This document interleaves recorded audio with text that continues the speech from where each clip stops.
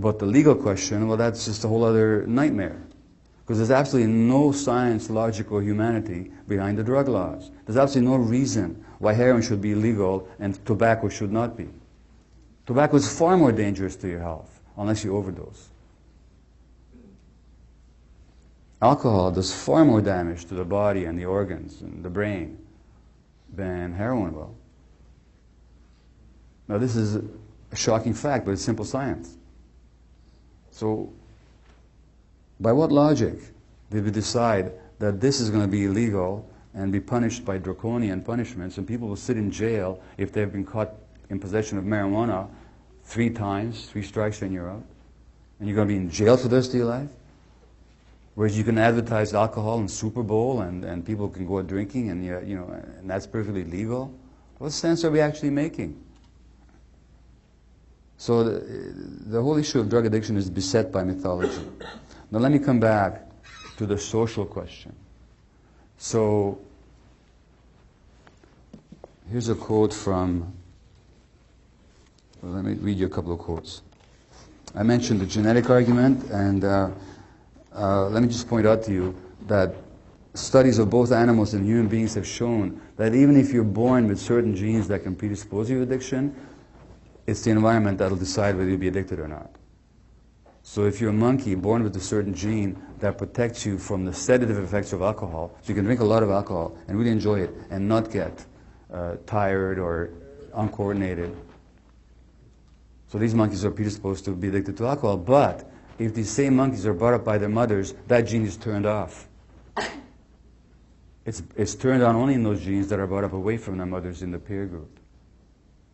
So it's the environment that turns gene on and off. And in human beings, it's been shown that children who are born with some serotonin gene that's a little bit altered, which would predispose them to addiction, but if they're brought up in nurturing homes, they have no more chance of being addicted than anybody else. So the whole genetic argument is tiresome and utterly boring as far as I'm concerned scientifically, and it's based on utterly false premises. Primarily it is that because something runs in a family, it's got to be genetic, which is, shallow logic. And I'm not going to go into if somebody asks me about it, I'll say more about it, the twin studies and all that, but they're all based on false logic. And nobody said it better than Louis Menand, who's a writer in the New Yorker magazine, and he said, it's all in the genes, is an explanation for the way things are that does not threaten the way things are.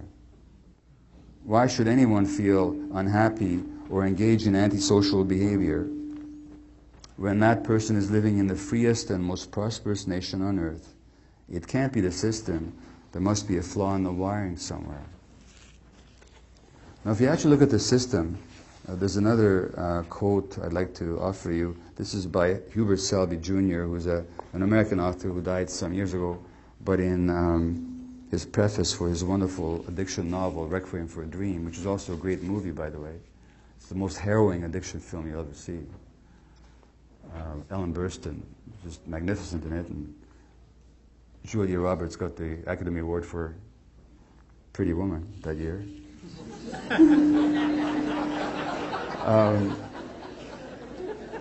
But Hubert Selby writes, I believe that to pursue the American dream is not only futile but self-destructive, because ultimately it destroys everything and everyone involved with it.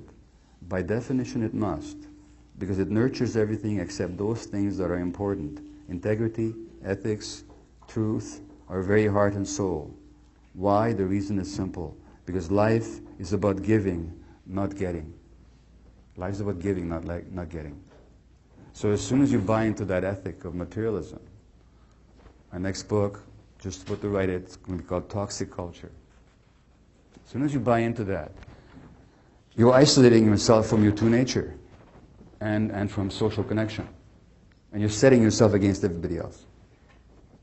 Well, that itself is destructive.